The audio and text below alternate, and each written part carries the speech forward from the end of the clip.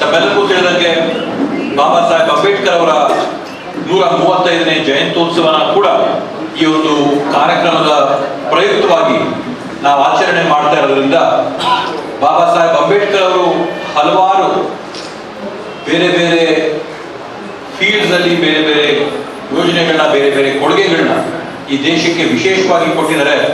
ಅದರಲ್ಲಿ ಕೂಡ ನಾವು ವಿಶೇಷವಾಗಿ ನೋಡ್ಬೇಕಂತಂದ್ರೆ ಆರ್ಥಿಕ ಸ್ಥಿತಿಯಲ್ಲಿ ಇವತ್ತು ಭಾರತ ದೇಶದಲ್ಲಿ ರೂಪಾಯಿ ಇವತ್ತು ಪ್ರಿಂಟ್ ಆಗ್ತಾ ಇದೆ, RBI ಇವತ್ತಿದೆ, ಆರ್ಥಿಕ ವ್ಯವಸ್ಥೆ ಇವತ್ತಿದೆ ಅಂತಂದ್ರೆ ಅದು ಯಾರ ಕೊಡುಗೆ ಅಂತಂದ್ರೆ ನಾವು ಯಾರು ಕೂಡ ಮರಿಬಾರ್ದು. ಬಾಬಾ ಸಾಹೇಬ್ ಅಂಬೇಡ್ಕರ್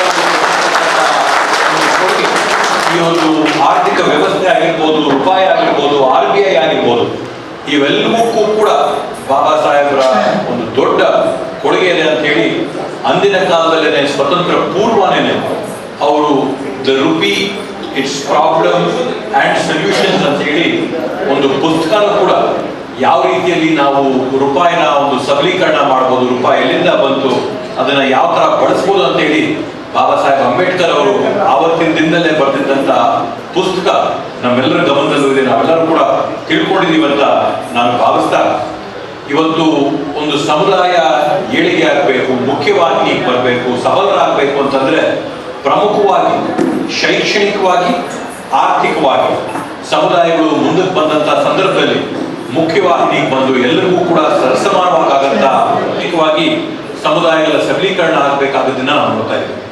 ಸರ್ಕಾರಗಳು ಸಹಜವಾಗಿ ತನ್ನ ಅವಕಾಶದಲ್ಲಿರ್ತಕ್ಕಂಥ ಮೀಸಲಾತಿಯೊಳಗೆ ಮಕ್ಕಳಿಗೆ ವಿದ್ಯಾಭ್ಯಾಸಕ್ಕೆ ಶಿಕ್ಷಣಕ್ಕೆ ಯಾವ ರೀತಿಯಲ್ಲಿ ಮೀಸಲಾತಿ ಕೊಟ್ಟು ಮಕ್ಕಳನ್ನ ಒಂದು ಮುಖ್ಯವಾಹಿನಿಗೆ ತರಕ್ ಸಾಧ್ಯನೋ ಸರ್ಕಾರ ಮಾಡ್ತಾರೆ. ನಾವೆಲ್ಲರೂ ಕೂಡ ಇಲ್ಲಿ ಈ ಸಂಘಾನೇ ಕಟ್ಟಿರ್ತಕ್ಕಂಥದ್ದು ನಿವೃತ್ತ ಯಾರೆಲ್ಲ ಕೂಡ ಸರ್ಕಾರಿ ನೌಕರರಿದ್ದಾರೆ ಅವರ ಒಂದು ಆಶ್ರಯದಡಿಯಲ್ಲಿ ಈ ಒಂದು ಸಂಘಾನ ಕಟ್ಟಿರ್ತಕ್ಕಂಥದ್ದು. ಸರ್ಕಾರಿ ನೌಕರಿಯಲ್ಲಿ ಕೂಡ ಸರ್ಕಾರ ಯಾವ ತರದಲ್ಲಿ ಮೀಸಲಾತಿಗಳು ಮಾಡಿಕೊಟ್ಟು ಪರಿಶಿಷ್ಟ ಜಾತಿ ಆಗಿರ್ಬೋದು, ಪರಿಶಿಷ್ಟ ಪಂಗಡ ಆಗಿರ್ಬೋದು, ಹಿಂದುಳಿದ ವರ್ಗದವ್ರಿಗಾಗಿರ್ಬೋದು ಎಲ್ಲರಿಗೂ ಕೂಡ ಇದರಲ್ಲಿ ಅವಕಾಶ ಕೊಟ್ಟಿರ್ತಕ್ಕಂಥದ್ದನ್ನ ನಾವು ನೋಡಿದ್ವಿ. ಇವತ್ತು ಭಾರತ ದೇಶದಲ್ಲಿ ನಾವಿರ್ತಕ್ಕಂಥ ವ್ಯವಸ್ಥೆಯಲ್ಲಿ ಎರಡು ಸಮಾನಾಂತರವಾಗಿ ನಡೀತಾ ಇರ್ತಕ್ಕಂಥ ವ್ಯವಸ್ಥೆ ನಾವು ನೋಡಿದ್ರೆ ಒಂದು ಸರ್ಕಾರ ಆದ್ರೆ ಇನ್ನೊಂದು ಸಹಕಾರ. ಸರ್ಕಾರದಲ್ಲಿ ಏನೇನೆಲ್ಲ ಅವಕಾಶಗಳಿದೆ, ಏನೇನೆಲ್ಲ ಯೋಜನೆಗಳಿದೆ ಅದಕ್ಕೆ ಸರಿಸಮಾನವಾಗಿ ಸಮಾನಾಂತರವಾಗಿ ನಡ್ಕೊಂಡು ಹೋಗ್ತಾ ಇರ್ತಕ್ಕಂಥ ವ್ಯವಸ್ಥೆ ಯಾವ್ದಾದ್ರು ಇದ್ರೆ ಅದು ಸಹಕಾರಿ ವ್ಯವಸ್ಥೆ ಅಂತೇಳಿ ಅತ್ಯಂತ ಹೆಮ್ಮೆಯಿಂದ ಹೇಳ್ಕೋಬಹುದು. ಆ ಒಂದು ಸಹಕಾರಿ ವ್ಯವಸ್ಥೆಯ ಒಂದು ನಿಟ್ಟಿನಲ್ಲಿ ಇವತ್ತಿಲ್ಲಿ ನಮ್ಮ ಸ್ನೇಹ ಕ್ರೆಡಿಟ್ ಪರಿಶಿಷ್ಟ ಜಾತಿಗಳ ಕ್ರೆಡಿಟ್ ಕೋಆಪರೇಟಿವ್ ಸಂಘ ಇವತ್ತೇನಿದೆ ಅದರ ಒಂದು ಶಾಖೆ ಬ್ರಾಂಚ್ ಆಗಿ ಇವತ್ತು ನಮ್ಮ ಹೊಸಕೋಟೆ ಶಾಖೆಯಲ್ಲಿ ಲಘುಮಣ್ಣವರು ಅತ್ಯಂತ ಯಶಸ್ವಿಯಾಗಿ ಈ ಒಂದು ಶಾಖೆಯನ್ನ ನಡೆಸ್ಕೊಳ್ತಾ ಬರ್ತಾ ಇದ್ದಾರೆ. ನಿಜವಾಗ್ಲೂ ತುಂಬಾನೇ ಸಂತೋಷ ಆಯಿತು. ಕಳೆದ 5 ವರ್ಷಗಳಲ್ಲಿ ಸುಮಾರು 5 ಕೋಟಿ ರೂಪಾಯಿಗಳ ಹೆಚ್ಚು ವಹಿವಾಟು ವ್ಯಾಪಾರ ಈ ಒಂದು ಸಂಘದಲ್ಲಾಗಿದೆ ಅಂತಂದ್ರೆ ಎಲ್ಲ ನಿರ್ದೇಶಕರಿಗೂ ಕೂಡ ಜೋರಾದ ಚಪ್ಪಾಳೆ ಮುಖಾಂತರ ಸಂದರ್ಭದಲ್ಲಿ ನಾವು ಸಲ್ಲಿಸಬೇಕಾಗುತ್ತೆ. ಅದರೊಳಗಡೆ ನಾನು ಮತ್ತೊಂದು ವಿಷಯನ ಗಮನಿಸಿದಾಗೆ ಸುಮಾರು 900 ಸದಸ್ಯರಾಗಿದ್ದು 900 ಸದಸ್ಯರ ಪೈಕಿ 500 ಜನ ಪುರುಷರಿದ್ರೆ 400 ಜನ ಮಹಿಳೆಯರು ಕೂಡ ಇದ್ದಾರೆ. ಅಂದ್ರೆ ಪುರುಷರಿಗೆ ಮಹಿಳೆಯರಿಗೆ ಸಮಾನವಾದಂತ ಒಂದು ಸಮಾನವಾದಂತ ಅವಕಾಶಗಳನ್ನ ಮಾಡಿಕೊಟ್ಟಿರ್ತಕ್ಕಂಥ ಒಂದು ಕ್ರೆಡಿಟ್ ಕೋಆಪರೇಟಿವ್ ಸಂಘ ಆಗಿ ನಾನು ಕೂಡ ಸಂಘದ ಮೇನ್ ಬ್ರಾಂಚ್ ಏನಿದೆ ನಮ್ಮ ಬೋಧನಸಳ್ಳಿ ಗ್ರಾಮದಲ್ಲಿ ಅಲ್ಲಿ ಹೋಗಿ ಸುಮಾರು ಜನಕ್ಕೆ ಲೋನ್ ವಿತರಣೆ ಮಾಡಿದಂತ ಸಂದರ್ಭದಲ್ಲಿ ನಾನು ಗಮನಿಸಿದ್ದು ಅತ್ಯಂತ ದೊಡ್ಡ ಮಟ್ಟದಲ್ಲಿ ಅವರು ಲೋನ್ ಯಾರಿಗೆ ಕೊಡ್ತಾ ಇದಾರೆ ಅಂತಂದ್ರೆ ಹೆಣ್ಮಕ್ಳಿಗೆ ಮಹಿಳೆಯರಿಗೆ ಕೊಡ್ತಾ ಇದ್ದಾರೆ, ಸಬಲೀಕರಣ ಕೊಡ್ತಾ ಇದ್ದಾರೆ. ಆದ್ರಿಂದ ಅವ್ರಿಗೆ ಈ ಸಂಘ ಮಾಡ್ತಾ ಇರ್ತಕ್ಕಂಥ ಕೆಲಸ ಮಹಿಳೆಯರ ಸಬಲೀಕರಣದಲ್ಲಿ ಮಾಡ್ತಾ ಇರ್ತಕ್ಕಂಥ ಒಂದು ನಿಟ್ಟಿನಲ್ಲಿ ಅವ್ರಿಗೆ ಅಭಿನಂದನೆಗಳನ್ನ ಸಲ್ಲಿಸಿ ಸಂಘ ಇನ್ನೂ ಒಂದು ದೊಡ್ಡ ಮಟ್ಟಕ್ಕೆ ಬೆಳೀಲಿ ಅಂತ ಹೇಳ್ತಾ ಇವತ್ತು ಈಗಾಗಲೇ ನಮ್ಮ ಗಾಣಿಗ ಸಮುದಾಯದ ಒಂದು ಮಕ್ಕಳ ಪ್ರತಿಭಾ ಪುರಸ್ಕಾರ ಕಾರ್ಯಕ್ರಮ ಮುಗಿಸ್ಕೊಂಡು ಈಗ ಇಲ್ಲಿ ನಮ್ಮ ಕೋಆಪರೇಟಿವ್ ಟ್ರಸ್ಟ್ ಕಾರ್ಯಕ್ರಮ ಮುಗಿಸ್ಕೊಂಡು ಮುಂದೆ 2 ಗಂಟೆಗೆ ಈಗಾಗಲೇ ಲಘುಮಣ್ಣವ್ರು ಹೇಳಿದಂಗೆ ಬೋಧನಸಳ್ಳಿ ನಮ್ಮ ನಡವಂತಿ ಗ್ರಾಮದಲ್ಲಿ ಸುಮಾರು 15 ಲಕ್ಷ ರೂಪಾಯಿಗಳ ವೆಚ್ಚದಲ್ಲಿ ಬಾಬಾ ಸಾಹೇಬ್ ಅಂಬೇಡ್ಕರ್ ಅವರ ಭವನ ಇದೆ. ಭವನದ ಮುಂಭಾಗದಲ್ಲಿ ಬಾಬಾ ಸಾಹೇಬ್ ಅಂಬೇಡ್ಕರ್ ಅವರ ಪುತ್ಥಳಿಯ ಅನಾವರಣ ಕಾರ್ಯಕ್ರಮ ಕೂಡ ಇದೆ.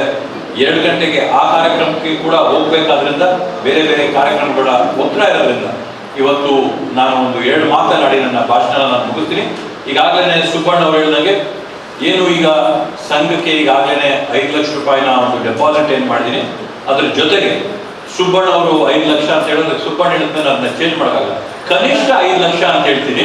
ಅದ್ರ ಮೇಲೆ ನೀನ್ ಬಂದು ಏನ್ ಕೇಳ್ಕೊಡ್ತಿಲ್ಲ, 5 ಲಕ್ಷ ಸುಬ್ಬಣ್ಣು, ಅದ್ರ ಮೇಲೆ ಏನ್ ಕೊಡ್ತೀನಿ ನಿನ್ ಲೆಕ್ಕ ಅದು ಅಂತೇಳಿ ಕನಿಷ್ಠ 5 ಲಕ್ಷ ರೂಪಾಯಿ ಈಗಾಗಲೇ 5 ಲಕ್ಷ ಇದೆ. 5 ಲಕ್ಷದ ಮೇಲೆ ಕನಿಷ್ಠ ಇನ್ನೊಂದು 5 ಲಕ್ಷ ರೂಪಾಯಿ ಡೆಪಾಸಿಟ್ ಇಡ್ತೀನಿ. ನೆಕ್ಸ್ಟ್ ಸರಿ ಮುಂದಿನ